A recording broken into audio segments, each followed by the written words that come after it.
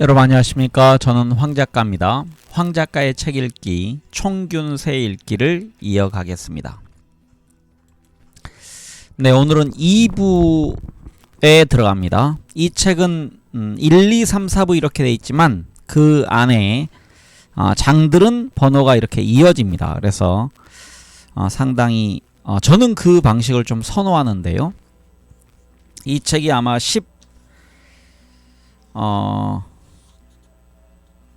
8장까지 있고, 죄송합니다. 19장까지 있고요. 그 다음에 에필로그, 그 다음에 뒤에 뭐 특별 증보편이 있는데, 지금 오늘 읽을 부분은 2부에 해당합니다. 2부는 식량과 문명에 관련된 얘기고요. 그 중에서 이 4장이 굉장히 짧습니다. 그래서 4장의 식량 생산의 기원, 이 짧고, 그 다음에 5장 인류 역사가 갈라놓은 유산자와 무산자, 이 부분을 묶어서 읽도록 하겠습니다.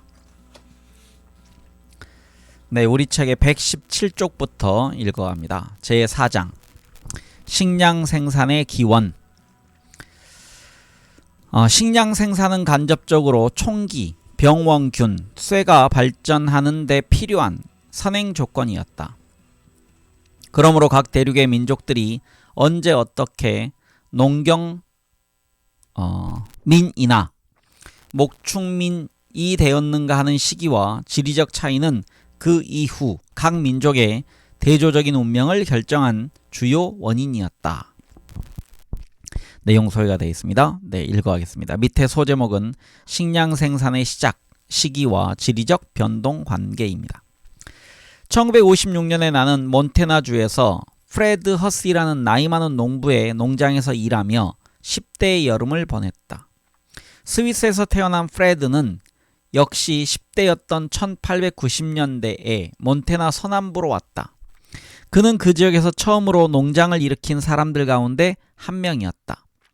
그가 도착할 당시만 하더라도 그곳에서 원래부터 수렵 채진민으로 살고 있던 아메리카 원주민들이 아직 많이 남아 있었다. 나의 동료 일꾼들은 평소에 말할 때에도 욕설이 툭툭 튀어나오고 주중에 일해서 번 돈을 주말이면 술집에서 홀랑 날려버리는 거친 백인들이 대부분이었다. 일꾼들 중에는 레비라는 블랙풋 쪽 인디언도 있었는데 그의 행동은 상스러운 백인들과 전혀 달랐다. 예절 바르고 상냥하고 책임감 있고 술도 안 마시고 말솜씨도 좋았다. 그는 내가 처음으로 많은 시간을 함께 보낸 인디언이었고 나는 곧 그를 존경하게 되었다. 그러므로 어느 토요일 밤에 레비가 술을 진탕 퍼마시고 일요일 아침에 곤드레만드레가 되어 욕설을 내뱉으며 비틀비틀 들어왔을 때 나는 당연히 놀라고 실망할 수밖에 없었다. 그의 욕설 중에서 이 말이 내 기억에 남아있다. 지옥에나 가라, 프레드 허시. 그리고 스위스에서 너를 태우고 왔던 그 배도 지옥에나 떨어져라. 그 말은 내가 다른 백인 아이들과 마찬가지로 영웅적인 업적이라고만 배웠던 미국 서부 정복을 인디언들이 어떻게 바라보고 있는지를 통렬히 깨닫게 해주었다. 프레드 허시의 가족들은 그를 어려운 조건에서 성공한 개척자이자 농부로 생각하며 자랑스러워하고 있었다. 그러나 사냥꾼이며 유명한 전사들이었던 레비의 부족은 이주해 온 백인 농부들에게 땅을 빼앗겼던 것이다. 어떻게 농부들이 유명한 전사들을 이길 수 있었을까? 지금으로부터 약 700만 년 전에 현생 인류의 조상들이 현존하는 대형 유인원의 조상들로부터 분기된 이후 대부분의 기간 동안 지구상의 모든 인간들은 블랙풋 인디언들이 19세기까지 그랬던 것처럼 순전히 야생동물을 사냥하거나 야생식물을 채집하는 것만으로 먹거리를 장만했다. 그러다가 몇몇 민족이 비로소 식량 생산이라는 것, 즉 야생동물, 동식물을 가축화하여 작물화하여 그 가축한 농작물을 먹는 일을 시작한 지는 아직 11,000년도 채 안 된다. 오늘날 애는 지구상 대부분의 사람들이 직접 생산했거나 다른 사람들이 생산해준 음식을 소비하고 있다. 현재와 같은 변화 속도가 계속된다면 앞으로 10년 이내에 그나마 남아있던 몇몇 수렵 채집민 무리도 생활 방식을 바꾸거나 와해되거나 다 죽어버릴 것이다. 그리하여 수백만 년 동안 지속되었던 수렵 채집민의 생활 방식은 종말을 고하게 될 것이다. 선사시대의 식량 생산이 시작된 시기는 민족마다 달랐다. 오스트레일리아 원주민 같은 일부 민족들은 끝까지 식량을 생산하지 않았다. 고대 중국인 같은 일부 민족들은 독립적으로 식량 생산을 시작했지만 고대 이집트인을 포함한 다른 민족들은 이웃에게서 배워왔다. 식량 생산은 간접적으로 총기, 병원, 균, 쇠가 발전하는 데 필요한 선행 조건이었다. 그러므로 각 대륙의 민족들이 농경이나 목축민이 되었느냐 말았느냐 또 되었다면 그 시기는 언제였는가 하는 지리적 변동은 그 이후 각 민족의 대조적인 운명을 설명해 주는 것이기도 하다. 네, 다음 소제목은 정복과 식량 생산 사이의 주요 연관성입니다.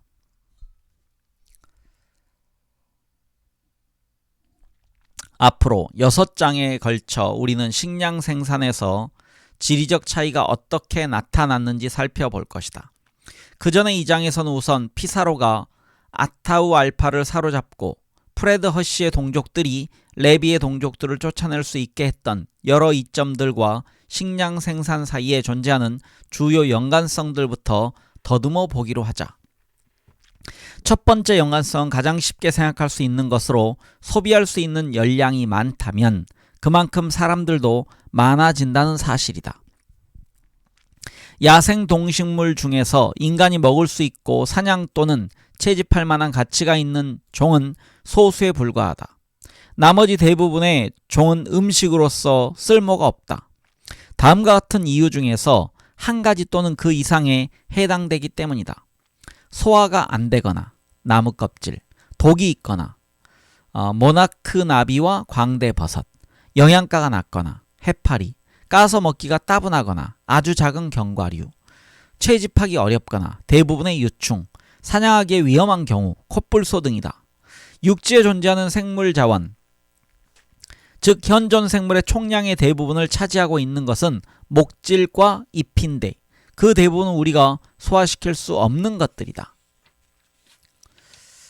네, 그 다음에 이제 그림이 여기에 소개되어 있습니다. 이 지금 우리가 4장이죠. 4장은 그림이 상당히 많이 나와 있습니다. 근데 이건 지금 표에 해당하는데요.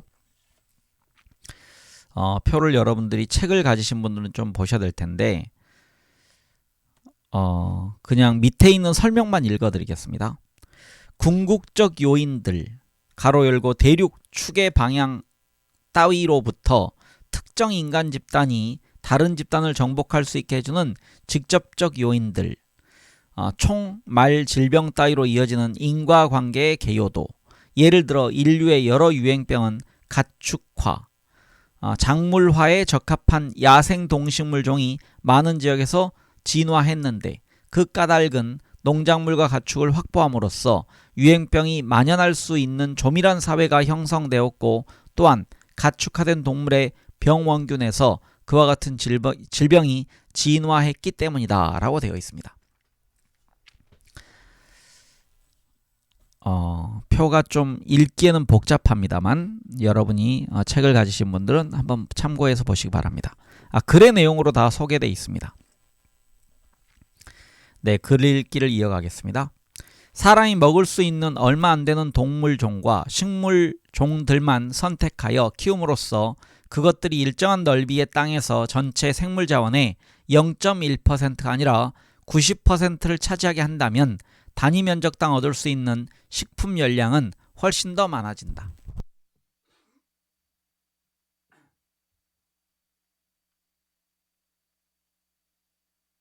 따라서 같은 면적의 땅에 의존하여 먹고 살 수 있는 사람의 수도 수렵채집민보다 목축민이나 농경민이 훨씬 더 많아진다. 대략 10배에서 100배 정도. 이 같은 숫자의 힘은 바로 식량을 생산하는 부족이 수렵채집민 부족에 비해 유리했던 여러가지 군사적 이점 중에서 첫 번째로 꼽을만 했다.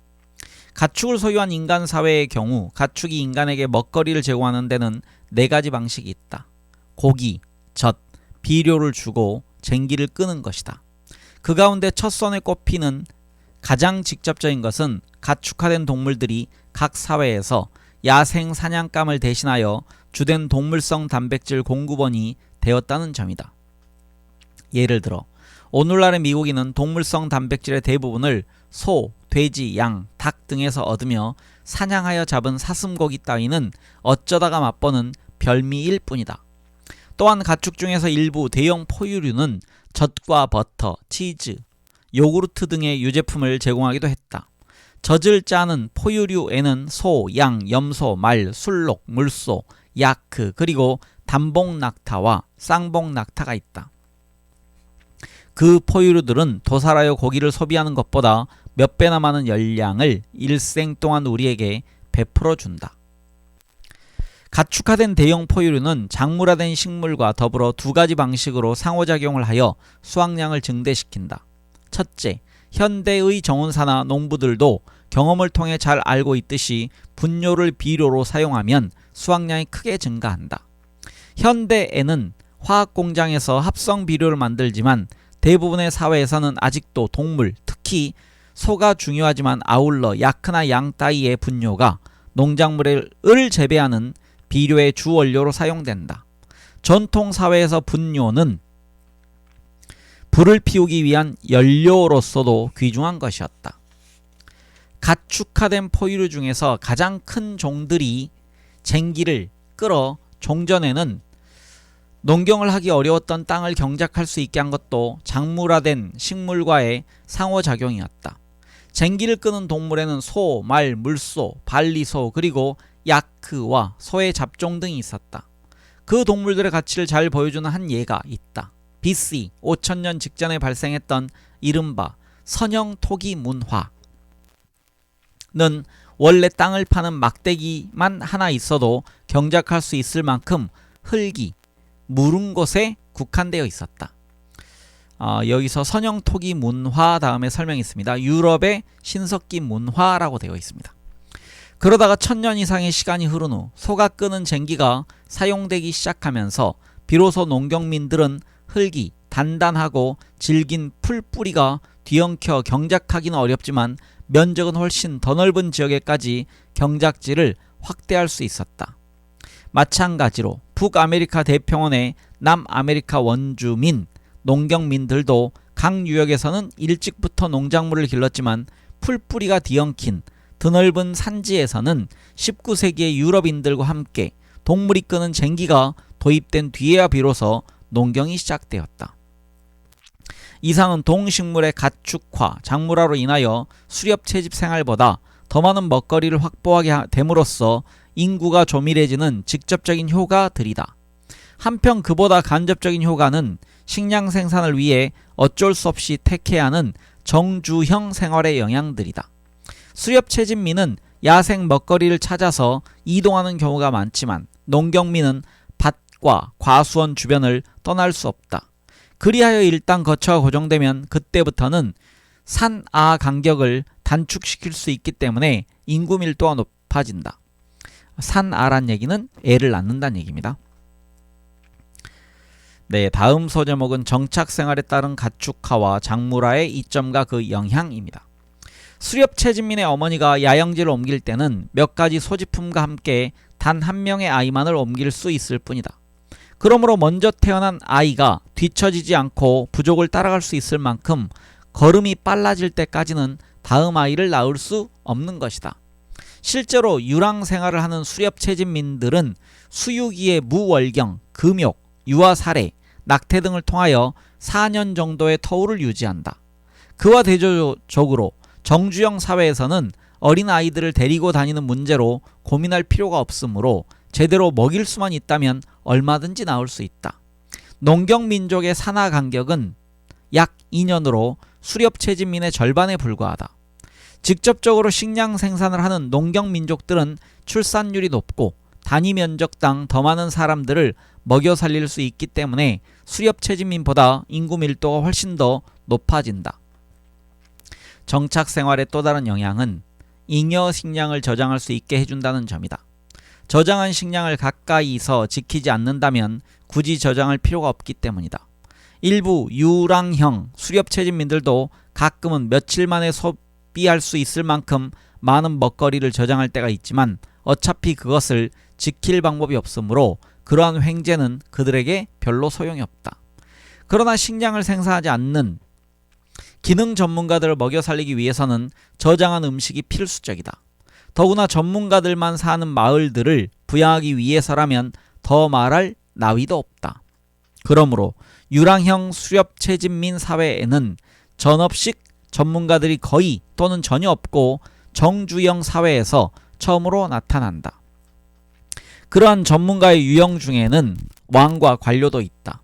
수렵채집민 사회는 비교적 평등한 사회이며 전업 관료나 세습적인 주장이 없고 무리 또는 부족 수준의 소규모 정치 조직이 있을 뿐이다. 몸이 성한 수렵채집민이라면 누구나 빠짐없이 먹거리를 얻는 일에 시간을 쏟아야 했기 때문이다. 그와 대조적으로 일단 식량을 비축해둘 수 있게 되면 정치적 엘리트 계급은 남들이 생산한 식량을 통제하고 조세 징수권을 주장하고 스스로 먹거리를 장만해야 하는 문제에서 벗어난다. 그리하여 정치적 활동에만 전념할 수 있게 된다. 그러므로 중간 규모의 농업사회는 흔히 추장사회로 조직되고 왕국들은 대규모 농업사회에 국한된다. 그와 같이 복잡한 정치적 단위들은 오래 지속되는 정복전쟁을 치르는 데에 평등한 사냥꾼들보다 훨씬 유능하다. 물론 북아메리카 서북부의 태평양 연안이나 에콰도르 연안과 같이 유난히 풍요로운 환경을 가진 일부 수렵채집민들은 정주형 사회, 식량 저장, 미숙한 추장사회 등을 발전시키긴 했지만 왕국이라고 부를 수 있을 만큼 큰 단위로 나아가지는 못했다. 조세를 통하여 비축한 잉여 식량이 있으면 왕이나 관료 이외에 전업식 전문가들도 부양할 수 있다. 그 중에서 정복전쟁과 가장 직접적인 관계가 있는 것은 전문적인 병사들을 먹여 살리는 데 쓰인다는 점이다. 영국이 잘 무장된 뉴질랜드의 토착민 마오리족을 패배시킬 수 있었던 결정적인 요인은 바로 그것이다. 마오리족도 일시적으로는 몇 번의 놀라운 승리를 거두기도 했지만 전쟁터에서 지속적으로 군대를 주둔시킬 수가 없었다. 결국 마오리족은 18,000명의 전업식 영국군에 의하여 서서히 파멸하고 말았다. 그리고 저장된 식량이 있으면 정복전쟁에 종교적 정당성을 부여하는 사제들, 칼이나 총기를 비롯하여 각종 기술을 발전시키는 금속기술자 등의 숙련공, 그리고 기억력에 의존하는 것보다 훨씬 더 많은 정보를 정확하게 보존시켜주는 필경사 등도 먹여 살릴 수 있다. 지금까지 나는 농작물과 가축이 지니고 있는 음식으로서의 직접적 간접적인 가치를 강조했다. 그러나 그 밖에도 우리를 따뜻하게 해주고 각종 소중한 재료를 제공하는 등 여러가지 용도가 있다. 농작물과 가축에서는 의류, 담요, 그물, 끈 등을 만들 수 있는 천연섬유가 나온다. 식물을 작물로 한 주요 중심지들은 대체로 식용작물뿐만 아니라 목화, 아마, 대마와 같은 섬유작물도 개발했다. 여기서 아마는 리넨의 원료라고 되어 있습니다. 리넨은 아마 우리가 입는 청바지가 그 대표적인 섬유일 것 같습니다. 아마로 만드는. 가축화된 일부 동물에게서는 양, 염소, 라마, 알파카 등의 털과 누에의 명주실 등의 동물성 섬유를 얻었다. 가축화된 동물의 뼈는 야금술이 개발되기 전에 신석기 시대 사람들이 인공 유물을 만들던 중요한 재료였다. 소가죽은 무두질을 하여 사용했다. 남북 아메리카의 여러 지역에서 초기에 재배되었던 농작물 중에는 먹기 위한 목적으로 기르지 않는 것이 하나 있었다. 그것은 바로 그릇으로 사용되었던 호리병박이었다. 가축화된 대형 포유류는 19세기에 철도가 개발될 때까지 육상 운송의 주요 수단으로 이용됨으로써 인간 사회를 더욱 혁신시켰다.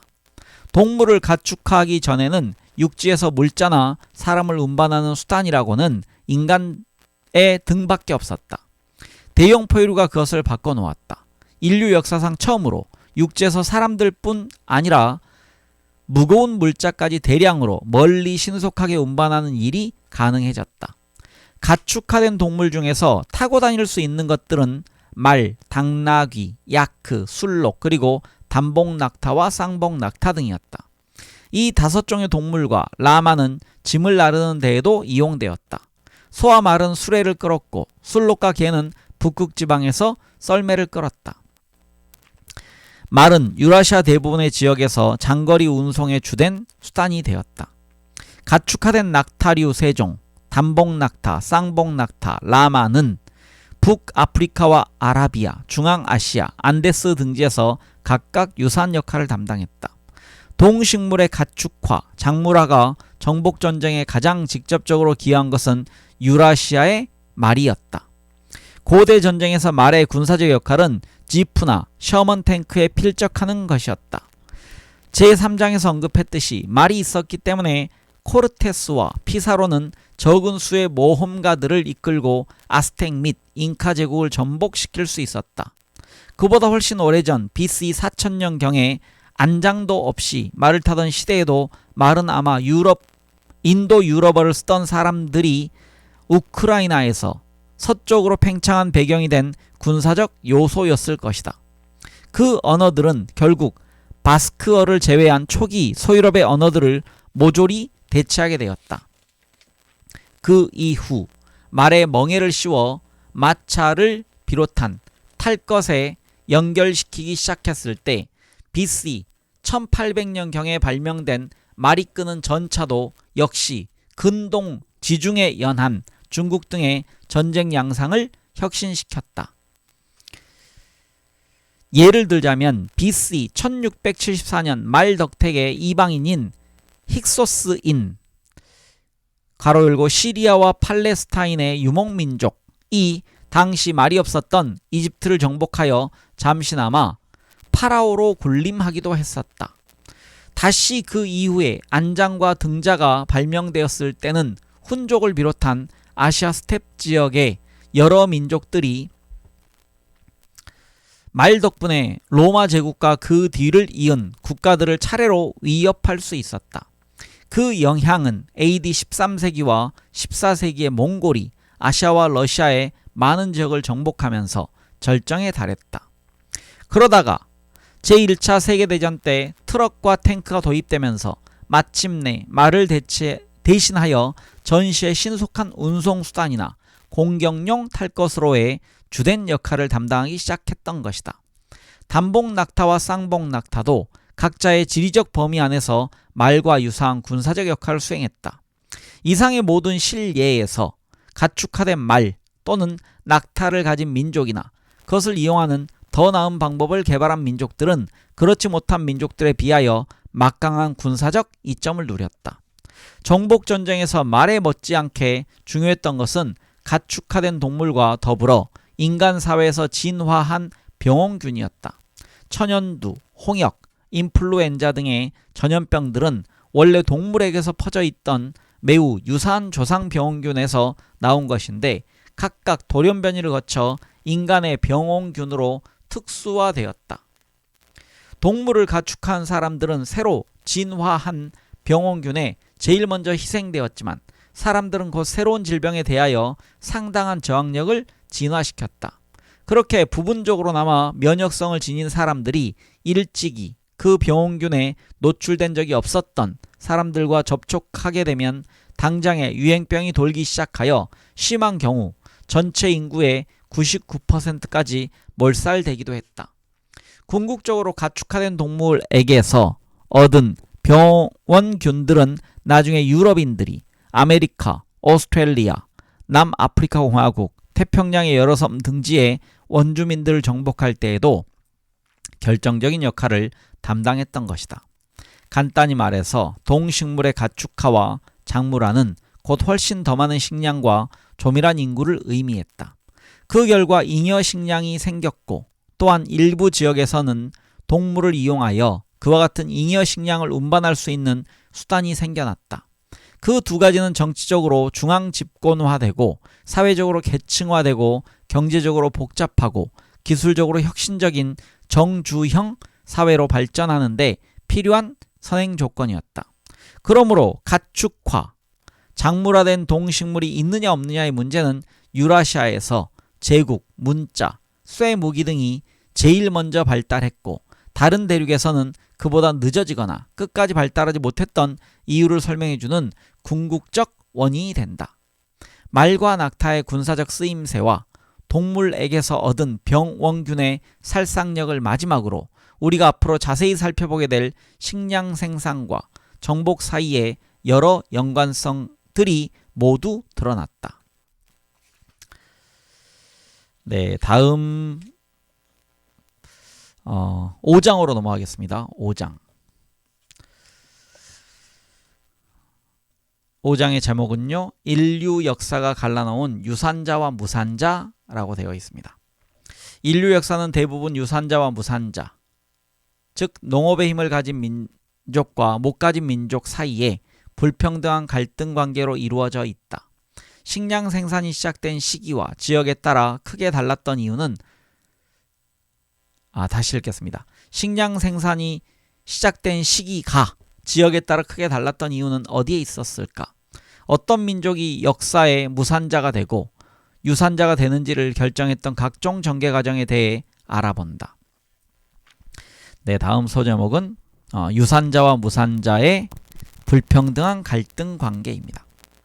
인류 역사는 대부분 유산자와 무산자, 즉 농업의 힘을 가진 민족과 못 가진 민족 또는 각기 다른 시기에 농업의 힘을 갖게 된 민족 사이에 불평등한 갈등 관계로 이루어져 있다. 오늘날에도 지구상의 여러 지역에서는 각종 생태학적 이유 때문에 식량 생산이 어렵거나 아예 불가능하다. 그런 지역에서 식량 생산이 시작되지 않았던 것은 전혀 놀라운 일이 아니다. 예를 들면 북아메리카의 북극 지방에서는 선사시대의 농경도, 목축도 발전하지 못했고 유라시아의 북극 지방에서 식량 생산이라고 할 수 있는 것은 술록 목축이 전부였다. 그리고 오스트레일리아, 중부나 미국 서부의 일부 지역처럼 관계를 위한 수원지에서 멀리 떨어진 사막에서도 식량 생산이 자발적으로 시작될 수 없었다. 그러므로 오히려 설명이 필요한 것은 오늘날 가장 풍요로운 곳이 되었을 만큼 농업이나 목축에 생태학적으로 매우 적합한 지역인데도 근대에 이르기까지 식량 생산이 시작되지 않은 경우다. 그런 알쏭달쏭한 지역의 원주민들은 유럽의 이주민들이 들어올 때까지 여전히 수렵채집민으로 남아있었다. 그 중에서도 가장 눈에 띄는 곳은 캘리포니아를 비롯한 태평양 연안에 자리한 미국의 여러 주, 아르헨티나의 팜파스, 오스트레일리아의 서남부와 동남부, 그리고 남아프리카 공화국 희망봉 일대의 대부분 지역 등이다. 만약 가장 오래된 몇몇 농업 발원지에서 식량 생산이 시작된 후 수천 년이 흐른 BC 4000년에 우리가 세계를 둘러보았다면 우리는 그 밖에도 현대의 여러 곡창지대, 즉 미국의 나머지 지역 전부, 영국, 프랑스의 많은 지역, 인도네시아, 적도 이남 아프리카 전 지역 등에서 그때까지 아직 식량 생산이 시작되지 않은 것을 보고 놀랐을 것이다. 식량 생산의 초창기로 거슬러 올라가면 가장 오래된 농업 발원지들은 또 우리를 놀라게 한다. 현대 곡창지대이기는커녕 그 지역들 중에는 오늘날 다소 건조하거나 생태학적으로 부족한 편에 속하는 곳들이 수두룩하다.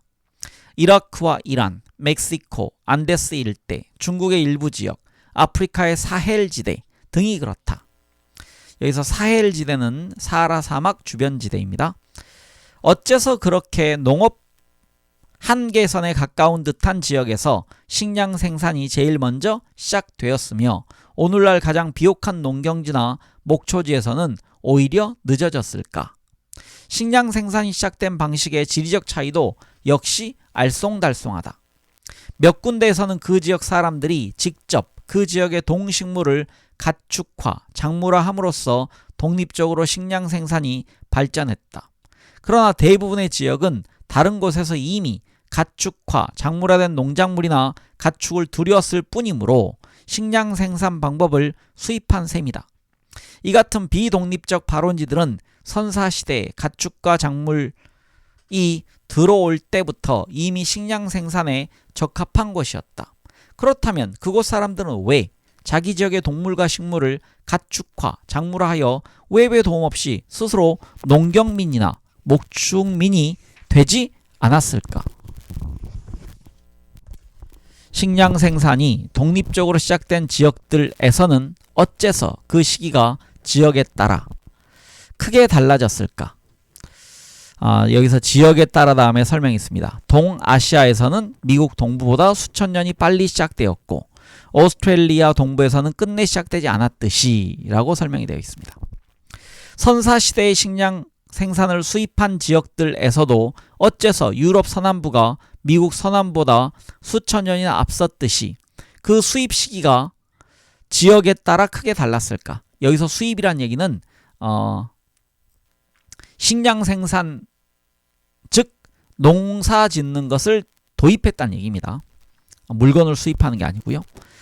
그리고 식량 생산 방법을 수입한 지역 중에서 미국 서남부와 같은 일부 지역에서는 그곳의 수렵 채집민들이 이웃으로부터 농작물과 가축을 받아들여 농경민으로 생존할 수 있었는데 어째서 다른 지역, 이를테면 적도 이남 아프리카의 많은 지역과 인도네시아에서는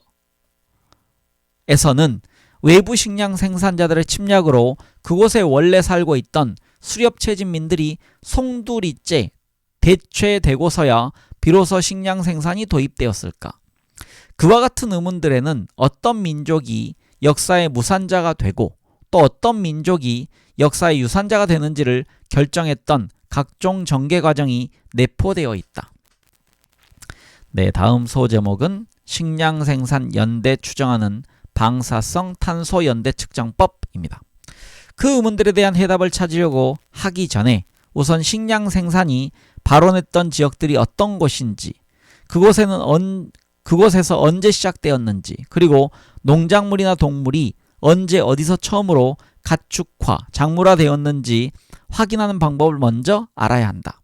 가장 확실한 증거는 고고학적 유적지에서 발견되는 동식물의 잔해를 확인하는 것이다.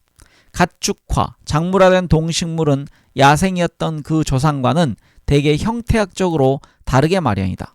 예를 들면 가축화된 소나 양은 크기가 더 작고 가축화된 닭이나 작물화된 사과는 크고 작물화된 완두콩의 씨 껍질은 얇고 연하며 가축화된 염소의 뿔은 언얼도, 즉 반달 모양으로 된 중국의 칼 모양이 아니라 나사 모양이다.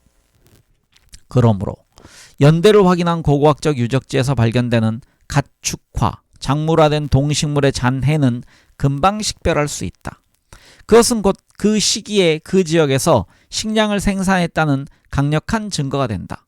반면에 유적지에서 야생종의 잔해만 발견된다면 식량 생산의 증거가 없는 것이므로 수렵 채집민 생활을 했음을 알 수 있다. 물론 식량 생산자들도 특히 초기에는 더더욱 일부 야생 동식물을 채집하고 사냥했다. 그들의 유적에서 출토되는 먹거리의 잔해에 가축화, 작물화된 동식물뿐만 아니라 야생종도 포함되어 있음을 보면 알 수 있다. 고고학자들은 유적지에서 발견한 탄소가 함유된 물질의 방사성 탄소 연대 측정법을 사용하여 식량 생산 연대를 추정한다. 이 방법은 탄소에 극소량 포함되어 있는 성분이며 생명체에 반드시 존재하는 요소인 방사성 탄소 14가 서서히 붕괴되어 비방사성 동위원소인 질소 14로 변화하는 현상에 근거한 것이다. 탄소 14는 우주선, 여기서 우리가 우주선은 우주에 우리가 타는 게 아니고요, 우주 광선입니다. 네, 여기에 대한 설명을 읽겠습니다. 우주에서 지구로 내려오는 매우 높은 에너지의 입자선이라고 되어 있습니다. 그래서 다시 읽겠습니다.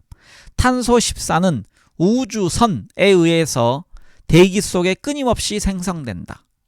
식물은 대기 중에 탄소를 흡수하는데 그 탄소에서 탄소 14와 다량으로 포함된 동위원소인 탄소 12의 비율은 거의 일정한 것으로 확인되었다. 약 1대, 이게 잠시만요.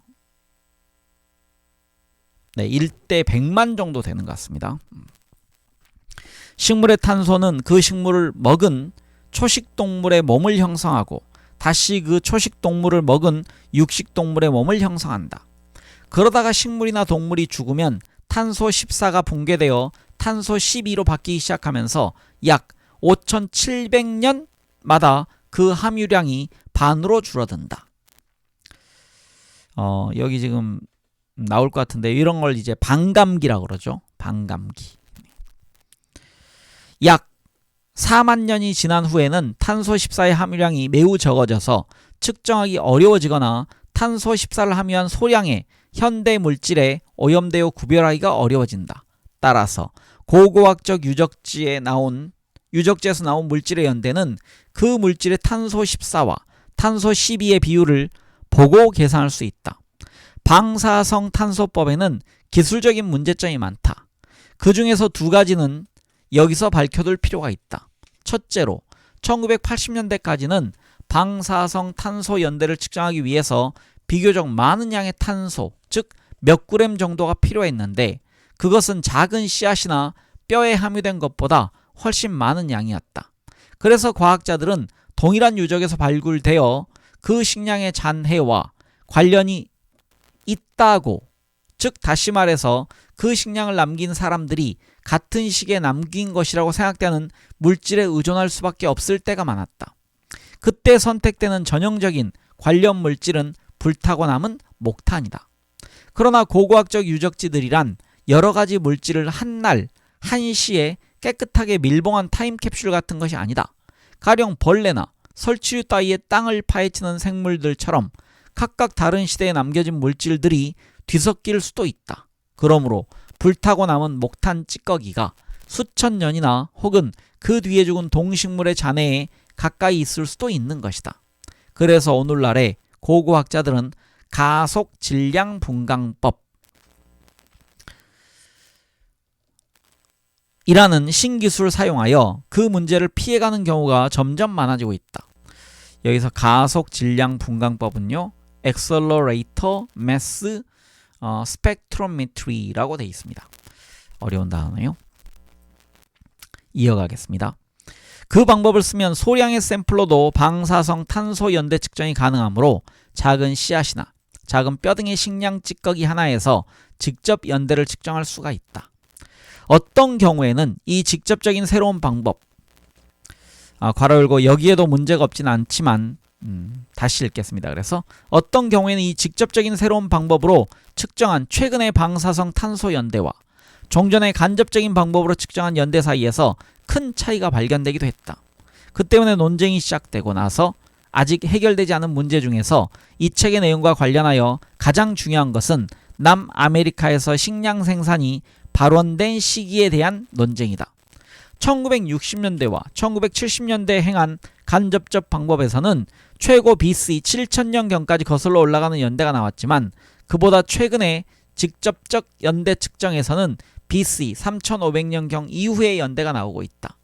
방사성 탄소법의 두 번째 문제점은 대기 중의 탄소 14와 탄소 12의 비율이 사실은 정확히 일정한 것이 아니라 시시때때로 조금씩 변동하므로 비율이 일정하다고 가정하여 계산한 방사성 탄소 연대에는 약간의 개통오차가 있을 수밖에 없다는 점이다. 여기서 개통오차란 얘기는 원인이 분명하여 보정 가능한 오차라고 되어 있습니다. 각각의 과거 연대에서 이 오차의 크기는 원칙적으로 보면 해마다 나이테가 늘어나면서 오랫동안 살아온 나무를 보고 판단할 수 있다. 나이테를 헤아려 보면 각각의 나이테에 대하여 과거의 절대 연대를 알아낼 수 있으며 그렇게 연대가 측정된 목재의 탄소 샘플을 분석하면 탄소 14와 탄소 12의 비율을 알아낼 수 있기 때문이다. 일단 측정된 방사성 탄소 연대를 그런 식으로 보정하면 대기 중의 탄소 비율에서 생기는 변동을 감안할 수 있다. 이러한 수정의 효과로 가장 표면적인, 즉 비보정 연대가 BC 1000년에서부터 6000년경이라면 진짜, 즉 보정된 연대는 그보다 몇백 년에서 1000년가량 앞선다는 것을 알 수 있다. 최근에 와서는 그보다 좀 오래된 샘플들도 또 다른 방사성 탄소 붕괴 과정을 이용하는 새로운 방법으로 보정되기 시작했다. 여기서 표면적으로 BC 9000년경의 것으로 측정된 샘플들이 실제로는 BC 11,000년경의 것이라는 결론이 나왔다. 고고학자들은 특히 보정연대는 대문자로, 비보정연대는 소문자로 써서 두 가지를 구별하기도 한다. 예를 들면 BC 3000년, BC 3000년과 같이 앞에 BC는 대문자로 되어 있고요. 뒤에 BC는 소문자로 되어 있습니다. 그러나 이 문제 때문에 고고학 문헌들이 혼동을 줄 수도 있다. 왜냐하면 많은 책이나 논문에서 비보정연대를 대문자 BC로 표시하면서도 그것이 사실은 비보정연대라는 것을 분명히 밝히지 않기 때문이다.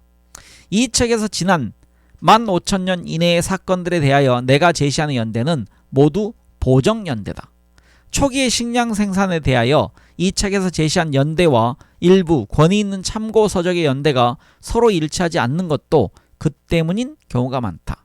일단 고대의 가축화, 작물화된 동식물의 잔해를 식별하고 연대를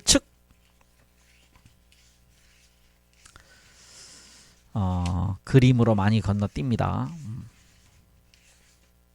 정했다면 그 동식물이나 식물이 실제로 그 유적지의 주변 지역에서 가축화, 작물화되었는지 아니면 다른 곳에서 가축화, 작물화되어 그 유적지까지 전파되었는지를 어떻게 판단할 수 있을까? 한 가지 방법은 그 농작물이나 동물의 야생조상의 지리적 분포도를 검토하고 가축화, 작물하는 그 야생조상이 있었던 지역에서 이루어졌을 것이라고 추론하는 것이다. 네, 제가 많이 건너뛰었는데요. 여러분들 이제 지금 카메라에 잡히나 모르겠는데요.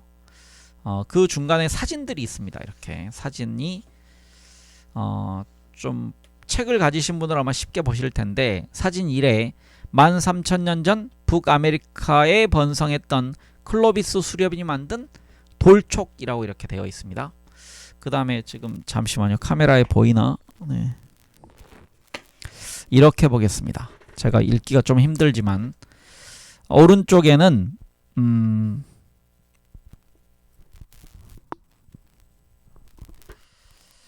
네, 제가 이렇게 했더니 글씨를 읽기가 힘든데요. 여기 사진들이 이렇게 있습니다. 여기 뉴기니 고지인입니다. 네, 뒤에 사람도 뉴기니인이고요. 오른쪽에 뭐 수렵 채집민 이렇게 나와 있습니다. 고지인들을 주로 해놨네요. 사진을. 네, 여기는 태즈메니아의 원주민 아자론가 이자론가요? 이렇게 돼 있습니다. 네, 이런 사진들이 쭉 있고, 이게 스페인 군대가 사용했던 검이고요. 그 다음에 유럽인들이 타고 항해했던 범선이 이렇게 나와 있습니다. 그리고 고지대에 사는 케주이족인가요? 케추아족이라고 합니다. 페루에. 그리고 이거는 지금 라마입니다. 라마. 네, 그리고 페루의 신성한 계곡에 친체로에 있던 돌계단이 있고요. 그 다음에 이건 지금 전투 현장에 대한 영상인 것 같습니다. 나중에 영화 속에서 가져온 것 같습니다. 네, 이렇게 사진들이 있는데 책을 가지신 분들은 참고로 보시기 바랍니다. 네, 글 읽기를 이어가겠습니다.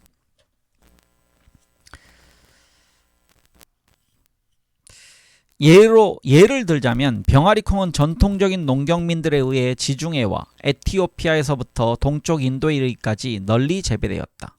특히 인도는 오늘날 병아리콩의 세계 생산량에서 80%를 담당하고 있다. 그러므로 병아리콩은 인도에서 작물화되었다고 착각하기 쉽다. 그러나 병아리콩의 야생조상은 터키 동남부에서만 살았다는 사실이 밝혀졌다. 따라서 병아리콩은 실제로 그곳에서 작물화되었다고 판단할 수 있는데, 이러한 판단은 신석기 시대의 유적에서 발견한 작물화된 병아리콩일 가능성이 높은 잔해 중에서 가장 오래된 것들이 바로 BC 8000년경의 터키 동남부와 그 근처의 시리아 북부에서 나왔다는 사실로도 뒷받침되고 있다. 인도 아대륙에서 병아리콩의 고고학적 증거가 나타난 것은 그보다 5,000년이 더 지나서였다. 농작물이나 동물의 가축화, 작물화 장소를 알아내는 두 번째 방법은 각 지역에서 가축화, 작물화된 형태가 처음 나타나는 연대를 지도에 표시해 보는 것이다. 그 중에서 제일 먼저 그 형태가 나타난 곳이 바로 최초의 가축화, 작물화 장소일지도 모른다. 특히 그 동식물의 야생 조상도 그곳에 있었다면, 그리고 다른 여러 장소에서 처음 나타난 연대가 각각 최초의 가축화, 작물화 장소로 추정되는 곳으로부터 멀어질수록 차츰 늦어진다면 더욱 확실하다. 예를 들자면 에머밀의 재배 시기 중에서 지금까지 알려진 가장 앞선 연대는 비옥한 초승달 지대의 BC 8500년경이다. 여기서 에머밀은 밀의 일종으로 단단하고 붉음이라고 되어 있습니다. 밀의 종류입니다. 그때부터 이 농작물은 차츰 서쪽으로 진행하면서 계속 나타나 BC 6500년경에는 그리스, BC 5000년경에는 독일에 이르렀다. 그 같은 연대들은 에머밀이 비옥한 초승달 지대에서 작물화되었음을 보여준다. 이러한 결론은 에머밀의 야생 조상이 이스라엘에서 이란 서부와 터키까지 이르는 지역에 국한되어 있다는 사실로도 뒷받침되고 있다. 그러나 동일한 동식물이 몇 장소에서 독립적으로 가축화, 작물화된 경우에는 상황이 복잡해질 때가 많다. 그런 경우들은 여러 지역에서 발견되는 동일한 농작물이나 가축화된 동물의 표본들에서 독립적인 가축화, 작물화로 인하여 생긴 형태학적, 유전적 차이나 염색체의 차이를 분석함으로써 확인할 수 있다. 예를 들어 가축화된 소의 일종인 인도의 흑소에는 혹이 있는데 서유럽의 소에는 없다. 유전자 분석을 해보면 현대의 인도와 서유럽의 소들은 어느 곳에서도 그 어떤 동물도 가축화되지 않았던 수만 년 전에 이미 분기되어 있었던 것으로 나타난다. 다시 말해서 소가 지난 만년 사이에 인도와 서유라시아에서 각각 독립적으로 가축화되었으며 이미 수만 년 전에 분기된 소의 아종인 인도의 야생소와 서유라시아의 야생소에서 각각 출발했던 것이다. 네, 다음 소제목은 가축화 작물화의 발원지입니다. 이제 앞에서 제기됐던 식량 생산의 기원에 대한 질문으로 돌아가 보자. 세계 각지에서 식량 생산은 각각 언제, 어디서, 어떻게 발전했을까? 한쪽 극단에는 식량 생산이 완전히 독립적으로 시작된 지역들이 있다. 다른 지역으로부터 농작물이나 가축이 도착하기 전에 이미 수많은 토종식물을 그리고 더러는 동물도 가축화, 작물화한 경우다. 현재까지 증거가 확실하고 세부적인 사항까지 검토된 곳은 5지역밖에 없다. 근동이나 비옥한 초승달 지대라고 부르는 서남아시아, 중국, 중앙아메리카, 남아메리카의 안데스 산맥 일대와 어쩌면 그와 인접한 아마존강 유역까지, 그리고 미국 동부 등이다.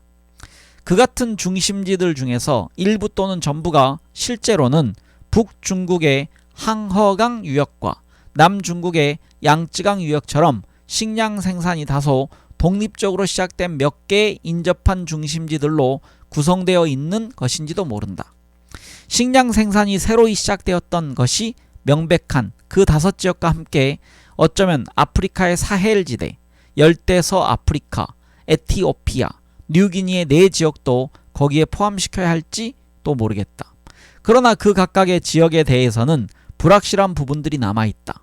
아프리카의 사헬지대에서는 사하라 사막의 바로 남쪽에서 토종 야생 식물들이 작물화되었던 것이 확실하지만 그곳에서는 소의 목축이 농경보다 먼저 시작된 듯하다. 그 소들이 사헬에서 독립적으로 가축화된 소였는지 아니면 비옥한 초승달지대에서 가축화된 소가 도입되면서 사헬지대 식물의 작물화를 촉발시키게 되었는지가 아직 분명하지 않다. 마찬가지로 열대서 아프리카에서 토종 야생 식물이 작물화되었던 것은 확실하지만 그것이 사헬 농작물들이 도입되면서 촉발된 일은 아니었는지, 또 서남아시아의 농작물이 에티오피아에 도입되면서 토종 야생 식물의 작물화를 촉발시킨 것은 아니었는지도 불분명하다. 뉴기니에 대한 고고학적 연구 결과를 보면 인근의 여러 지역에서 식량 생산이 시작되기 훨씬 전부터 농경이 시작되었다는 증거가 나오지만 그곳에서 재배된 농작물들이 어떤 것들이었는지는 확실하게 식별되지 않았다. 도표 5-1은 지역적인 가축화, 작물화가 이루어진 앞에 여러 지역과 기타 몇몇 지역에서 가장 잘 알려진 동식물 종 몇 종과 지금까지 밝혀진 가장 오래된 가축화, 작물화 연대를 간추린 것이다. 독립적으로 식량 생산을 시작한 것으로 보이는 9 후보 지역 중에서 서남아시아는 식물의 작물화와 동물의 가축화가 두 가지 다 제일 오래되었다. 여기서 식물의 작물화는 BC 8500년경이고요. 동물의 가축화는 BC 8000년경으로 나와 있습니다. 그리고 현재로서 초기 식량 생산에 대한 정확한 방사성 탄소 연대가 측정된 횟수도 그곳이 제일 많다. 중국의 연대도 서남아시아와 비슷하게 오래되었지만 미국 동부의 연대는 그보다 6000년쯤 뒤처졌음이 분명하다. 나머지 6 후보 지역에서는 가장 오래된 것으로 확인된 연대도 서남아시아 연대에 전혀 미치지 못하지만 그 6 지역에 대해서는 아직 확실히 연대가 측정된 유적지 수가 너무 적으므로 정말 서남아시아보다 뒤늦었는지, 만약 그렇다면 얼마나 늦었는지가 불분명하다. 그 다음 지역들은 적어도 한두 종씩의 토종 동식물을 가축화, 작물화했지만 식량 생산은 주로 다른 곳에서 가축화, 작물화된 동식물에 의존했던 곳들이다. 그러한 수입 가축 작물들은 그 지역의 식량 생산을 창시한 셈이므로 창시 농작물 및 가축으로 생각해도 좋겠다. 창시 가축 작물이 들어옴에 따라 각 지역의 사람들은 한 곳에 정주하게 되었으며 그 지역의 야생 식물들을 채집하여 집으로 가져왔다. 그러다가 처음에는 우연히, 나중에는 의도적으로 그 식물들을 땅에 심기 시작하여 결과적으로 토종 농작물이 개발됐을 가능성이 높다. 지금 도표 5-1이 있는데요. 여러분들 이거를 보시면 도움이 될 것 같은데 제가 이걸 읽기에는 너무 내용이 좀 많습니다. 하나 예만 읽을까요? 독립적인 가축화 작물화 발원지 1. 서남아시아. 서남아시아란 얘기는 이란, 이라크 왼쪽을 의미합니다. 그러니까 가장 대표적인 나라로 터키, 시리아를 의미합니다. 1. 서남아시아가 있고요. 밀, 완두콩, 올리브, 그 다음에 양이나 염소, BC 8500년. 2번이 중국입니다. 벼, 기장, 그리고 동물은 돼지, 누에, BC 7500년 이전. 이런 식으로 쭉 숫자가 매겨져 있습니다. 그래서 1번이 서남아시아, 2번이 중국, 3번이 중앙아메리카 이렇게 쭉 내려가고요. 맨 마지막에는 이집트가 맨 밑에 있습니다. 다른 곳에서 잠시 창시 작물이 도착하면서 가축화 작물화가 시작된 지역으로 이집트가 무화과,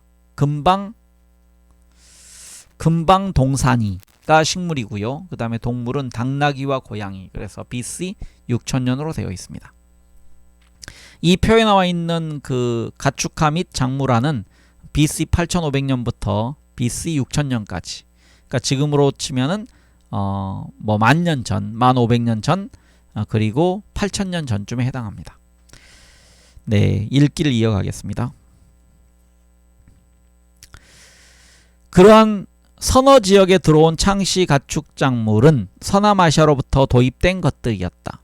그중 한 지역이 유럽의 서부와 중부다. 그곳의 식량 생산은 BC 6000년에서 3500년에 서남아시아의 농작물과 동물들이 도착하면서 시작되었지만 적어도 한 종의 식물, 즉 양귀비, 어쩌면 귀리를 비롯한 몇 종은 그 후에 지역적으로 작물화되었다. 야생 양귀비는 지중해 서부 연안에만 국한되어 있었다. 동유럽이나 서남아시아에서 가장 앞섰던 농경사회 유적지에서도 양귀비 씨앗은 출토되지 않는다. 그것이 제일 먼저 나타난 곳은 소유럽의 초기 농경 유적지들이다. 반대로 서남아시아 농작물 및 가축의 야생 조상도 서유럽에 없었다. 그러므로 서유럽에서는 식량 생산이 독립적으로 시작되지 않았음이 분명해 보인다. 서남아시아의 가축과 작물이 들어오면서 식량 생산이 촉발되었던 것이다. 그 결과로 생긴 서유럽의 농경사회들이 양귀비를 작물화했고 그것은 그 이후에 농작물로서 동쪽으로 전파되었다. 서남아시아산 창시작물이 도착한 후 지역적으로 가축화, 작물화된 한 지역은 인도의 인더스강 유역이다. BC 7000년에서 6000년에 그곳에서 생겨난 최초의 농경사회들은 비옥한 초승달 지대에서 먼저 작물화되어 이란을 거쳐 인더스강 유역으로 전파된 밀과 보리를 비롯하여 여러 농작물들을 활용했다. 인더스강 유역의 농경사회에 인도 아대륙의 토착종인 혹달린 소나 참깨 등의 가축작물이 나타나는 것은 그 이후의 일이다. 이집트에서도 BC 6000년부터 5000년에 서남아시아의 농작물이 들어오면서 식량 생산이 비로소 시작되었다. 이집트인들은 그 이후에 무화과와 금방동산이라는 토종 채소를 작물화했다. 그와 똑같은 형태는 에티오피아에도 적용되어 거기서도 밀과 보리를 비롯한 서남아시아산 농작물들이 오랫동안 재배되었다. 에티오피아인들도 자기 지역의 많은 야생종들을 작물화했다. 그 대부분은 지금도 에티오피아에 국한되어 있지만 한 종, 즉 커피만은 전 세계에 퍼져 있다. 그러나 에티오피아인들이 그 토종식물들을 서남아시아의 농작물이 도착하기 이전에 작물화했는지 그 이후에 했는지는 확실치 않다. 네, 다음 소제목은 지리적, 시기적 차별성에 따른 수렵채진민의 식량 생산입니다. 다른 곳에서 창시작물이 도입된 후 식량 생산이 시작된 이들 지역을 비롯한 몇몇 지역에서 과연 각 지역의 수렵채진민들이 이웃 농경민들로부터 그 창시작물들을 들여와서 스스로 농경민이 되었을까? 아니면 농경민들이 창시동물들을 가지고 쳐들어와서 그것을 바탕으로 인구가 늘어나 그 지역의 수렵민들을 죽이거나 쫓아내거나 수적으로 우세해진 것일까?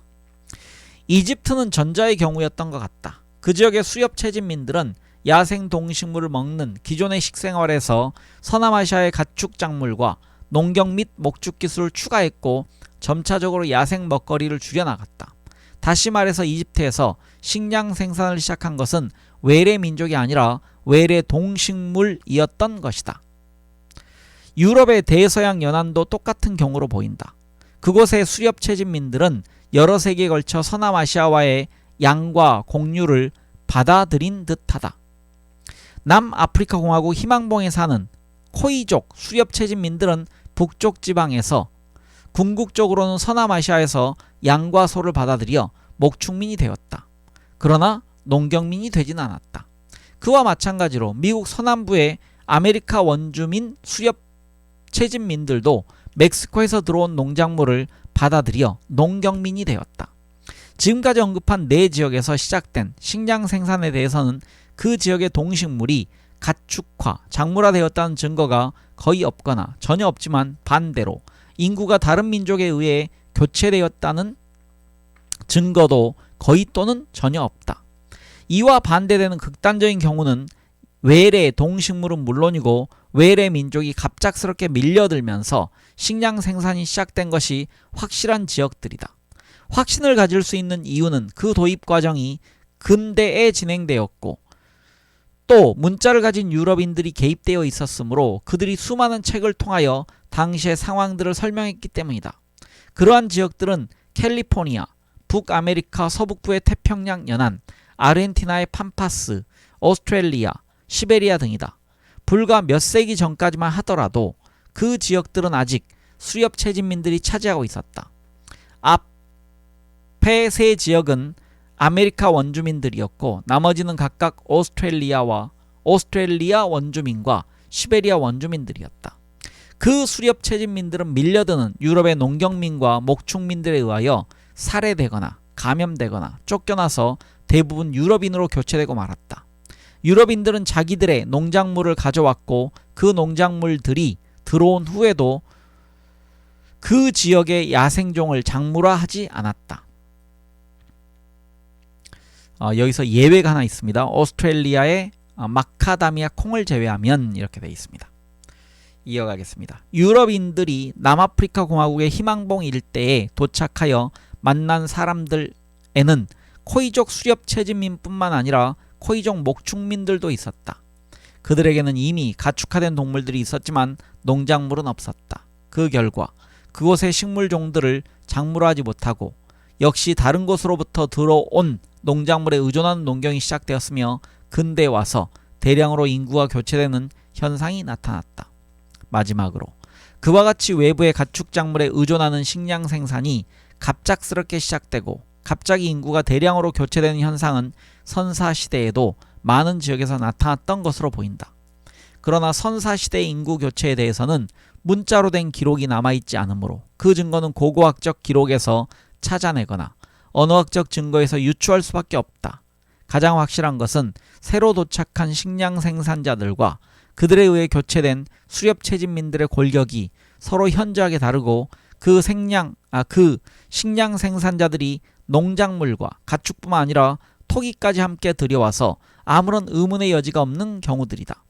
이 책의 뒷부분에서는 그 중에서도 가장 명백한 두 가지 예를 다룬다. 하나는 남중국에서 필리핀과 인도네시아로 진출한 오스트로네시아인의 팽창이며 또 하나는 적도 이남 아프리카에 널리 퍼진 반투족의 팽창이다. 유럽 서남부와 중부의 경우도 마찬가지로 서남아시아의 농작물과 가축에 의존하여 갑작스럽게 식량 생산과 토기 제작이 시작되었다. 필리핀, 인도네시아, 적도 이남 아프리카 등지에서 신구 민족이 뒤바뀌었듯이 아마 유럽에서도 종전의 그리스인과 독일인들이 새로운 그리스인과 독일인들로 교체되었을 것이다. 그러나 유럽의 경우에는 수렵 채집민과 그들을 교체한 농경민들의 골격의 차이가 필리핀, 인도네시아, 적도 이남 아프리카의 경우만큼 현저하진 않다. 따라서 유럽에서의 인구 교체는 그만큼 눈에 띄거나 직접적인 것이 아니다. 간추려 말하자면 식량 생산이 독립적으로 발전한 곳은 세계의 몇 지역에 불과했으며 그나마도 각각 시기가 크게 달랐다. 일부 이웃 지역의 수렵 채집민들은 그 같은 핵심 지역으로부터 식량 생산을 배웠고 기타 이웃 지역의 사람들은 그 핵심 지역의 식량 생산자들로 교체되었으며 역시 각각의 시기는 크게 달랐다. 마지막으로 일부 지역의 사람들은 생태학적으로 식량 생산에 적합한 곳인데도 선사시대에 농업을 시작하지도 습득하지도 못했다. 근대에 와서도 바깥 세상의 물결에 휩쓸릴 때까지 수렵 채집민의 생활을 고수했다. 그리하여 식량 생산을 일찍 시작한 지역의 민족들은 총기, 병원균, 쇠를 발전시키는 방향으로도 일찍 출발한 셈이었다. 그 결과는 역사의 유산자와 무산자 사이의 수많은 충돌들이었다. 식량 생산이 시작된 시기와 양상이 이처럼 지리적으로 달랐던 것을 어떻게 설명할 수 있을까? 선사시대에 대한 가장 중요한 질문 가운데 하나인 이 질문이 바로 이제부터 살펴볼 5장의 주제가 될 것이다. 네, 이제 작물화와 가축화가 어디에서 어떻게 이루어졌는지가 나왔고요. 다음 시간에는 식량 생산민과 수렵 채집민의 경쟁력 차이에 관련돼서 읽어가겠습니다. 네, 모두 편하고 행복한 하루 보내시기 바랍니다. 저는 다음 시간에 뵙겠습니다. 감사합니다.